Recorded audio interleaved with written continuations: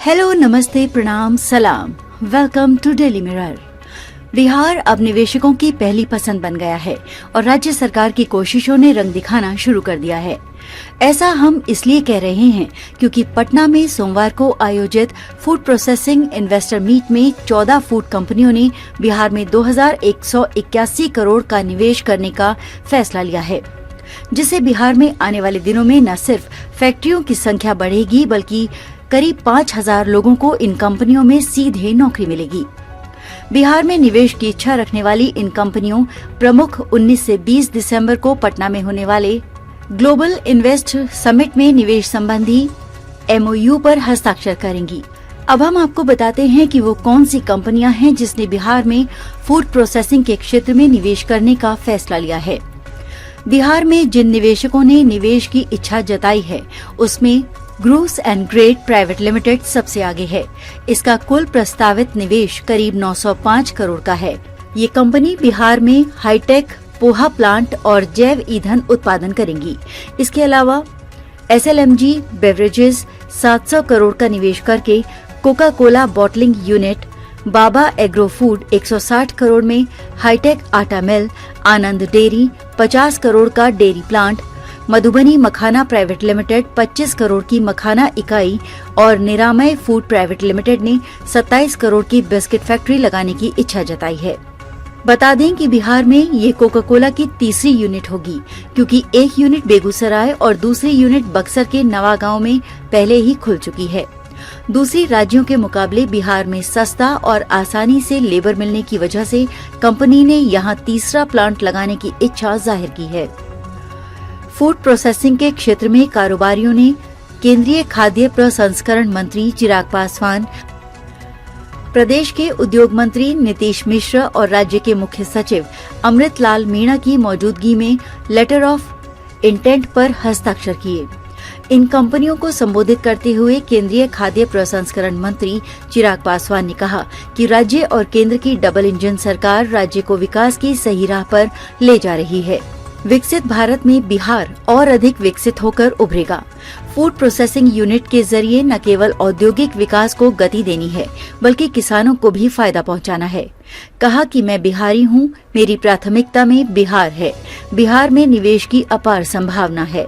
पासवान ने कहा कि निवेश के लिए बिहार को बिग प्लेयर की जरूरत है, लेकिन हम छोटी छोटी यूनिट्स को भी बढ़ावा देंगे।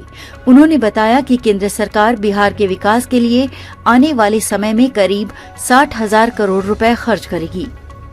बिजनेस घरानों से आग्रह करते हुए केंद्रीय फूड प्रोसेसिंग मंत्री चिराग पासवान ने कहा कि बिहार में निसंकोच निवेश कीजिए, बिहार के विकास के भागीदार बनिए। उन्होंने राज्य से रोजगार के लिए पलायन को खत्म करने के लिए कहा कि अब रिवर्स माइग्रेशन का समय है। वहीं बिहार के उद्योग मंत्री नीतीश मिश्र ने निवेशकों से अपील करते हुए कहा कि निवेश के लिए आप बिहार को चुनिए। उन्होंने कहा कि इन्वेस्टर्स को भरोसा दिलाते हैं कि बिहार में आपको कोई परेशानी नहीं होगी। बिहार वासी आप लोगों को सराखों पर बिठाकर रखेंगे। यहाँ के लोगों को बड़ी उम्मीद है। हमारे पास निवेश के लिए जरूरी सभी तरह का इंफ्रास्ट्रक्चर और कच्चा माल और दूसरी सुविधाएं मौजूद हैं। मीट के दौरान विशेष रूप से पशुपालन विभाग की प्रधान सचिव डॉक्टर N विजयलक्ष्मी, उद्योग विभाग के सचिव वंदना प्रेयसी, कृषि विभाग के सचिव संजय अग्रवाल, केंद्रीय खाद्य प्रसंस्करण विभाग के अतिरिक्त सचिव मिनहाज आलम, उद्योग विभाग के निदेशक आलोक रंजन घोष समेत अन्य विभागों के विभागीय अफसर मौजूद रहे। इन लोगों ने अपनी विभागों की तरफ से निवेशकों के समक्ष प्रेजेंटेशन भी दिए। अब हम आपको बताते हैं कि बिहार में अब से 15 दिनों बाद यानी कि 19 से 20 दिसंबर को होने वाले ग्लोबल इन्वेस्टर मीट कितना बड़ा होने वाला है और ये कैसे आने वाले नए साल में बिहार की तस्वीर और तकदीर बदलने वाला है। वैश्विक स्तर पर आयोजित होने वाले इस समिट में करीब 5000 कंपनियों के हिस्सा लेने और 1 लाख करोड़ रुपए के निवेश के लिए MOU साइन होने की संभावना है।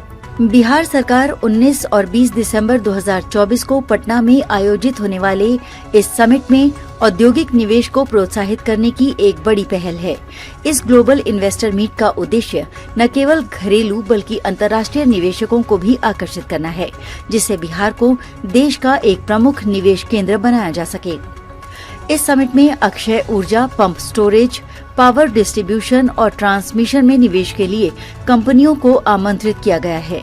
ऊर्जा सचिव पंकज कुमार पाल ने बताया कि सरकार इस क्षेत्र को उन्नत बनाने के लिए नीति सुधार और प्रोत्साहन योजनाओं पर काम कर रही है। वहीं बिहार के कपड़ा उद्योग को प्रोत्साहित करने के लिए इस मीट में राजेश गुप्ता और लालित गुलाटी जैसे दिग्गज शामिल होंगे।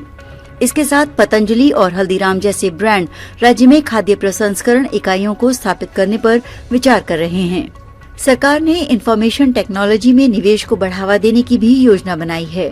नासकॉम और अन्य टेक कंपनियां इन क्षेत्रों में बिहार में अवसर तलाश रही हैं। बिहार सरकार ने निवेशकों के लिए एक सिंगल विंडो क्लियरेंस सिस्टम बनाया है, जिससे अनुमानित प्रक्रिया को सरल और पारदर्शी बनाया जा सके।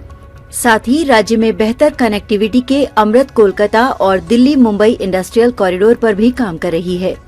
सरकार इस समिट के दौरान और उद्योगपतियों को आकर्षित करने के लिए नई नीतियों की घोषणा कर सकती है, जिनमें टैक्स प्रोत्साहन, भूमि उद्योग में छूट और तेज बुनियादी ढांचा विकास पर जोर होगा। इसके अलावा बिहार ने 38,000 AMU को प्रोजेक्ट्स में बदलने की जो मिसाल बीते साल पेश की है, उससे उम्मीद जताई जा रही है कि इस साल 1 लाख करोड़ के निवेश को धरातल पर उतार सकती है। बिहार बिजनेस ग्लोबल समिट 2024 की तैयारी जोरों पर चल रही है। राज्य ने कपड़ा, फूड प्रोसेसिंग, IT, लॉजिस्टिक्स और मैन्युफैक्चरिंग में आकर्षक पॉलिसी बनाई है। राज्य में 75 इंडस्ट्रियल एरिया में करीब 3,000 एकड़ का लैंड बैंक है। इसके अलावा राज्य इंटरेस्ट सबवेशन, 80% SGST रीइंबर्समेंट, बिजली, स्टैम्प ड्यूटी में छूट और रोजगार पैदा करने जैसी खास सब्सिडी भी दे रहा है। आज के लिए बस इतना ही। अगर आपको ये वीडियो पसंद आया तो इसे लाइक करें, शेयर करें, कमेंट करें और अपने चैनल को सब्सक्राइब करना ना भूलें। मिलेंगे कुछ नई जानकारी के साथ, तब तक आप देखते रहिए डेली मिरर।